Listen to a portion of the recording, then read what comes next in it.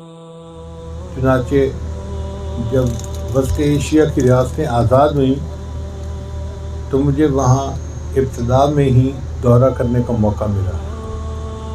کمیونسٹوں نے مسجدوں کو لاک لگا دیے تھے، ان کو گوڈاؤن بنا دیا، ان کو اور مقاصد کے لیے استعمال شروع کر دیا تھا۔ ایک بھی مسجد نہیں تھی، چند ایک تھیں جو صرف وہ ٹورسٹ کو دکھاتے تھے نام کے طور پر، ورنہ مسجدیں بند تھیں۔ 70 سال بند رہیں۔ پھر جب کمیونزم ختم ہوا تو مسلمانوں نے مسجدیں بنانی شروع کر دی، تو کئی جگہوں پر میں نے مسجدیں بنتی دیکھی۔ ایک جگہ پر ایک بڑی مسجد بن رہی تھی، میرا وہاں جانا ہوا، ہم نے نماز پڑھی تو مجھے ایک بندہ ملا جو انگریزی بہت روانی سے بول رہا تھا۔ رشیا میں رشین انگریزی نہیں بولتے، اپنی زبان بولتے ہیں۔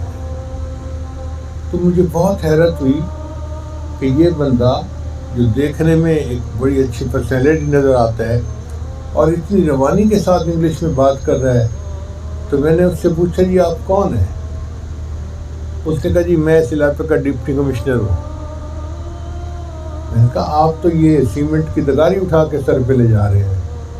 کہنے لگے ہاں میرا گھر اسی مسجد کے قریب ہے، اور جب ہمارے ہاں کوئی مسجد بنتی ہے تو ہم 2 کام کرتے ہیں۔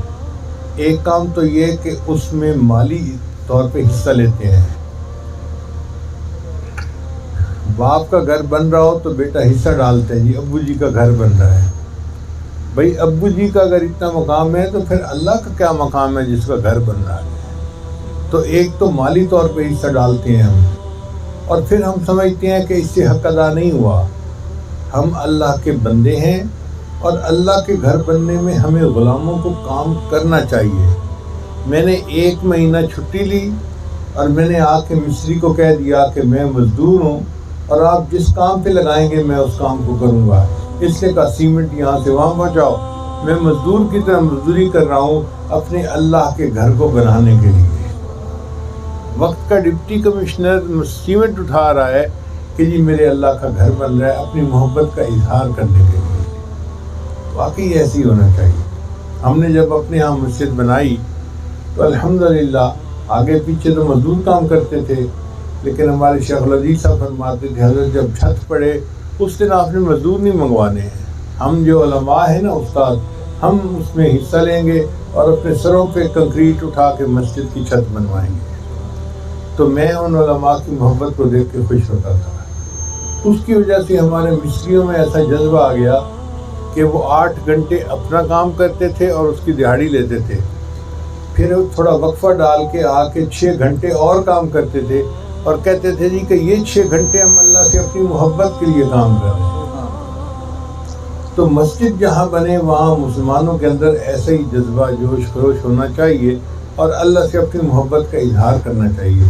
سودا بہت صاف ستھرا ہے۔ اللہ کے نبی فرماتے ہیں من بنا للہ مسجدا بنى اللہ لہ بیتا فی الجنہ، کہ جس نے اللہ کے لیے مسجد بنائی ہے، اب اس میں چھوٹے بڑے کا کوئی تذکرہ نہیں ہے،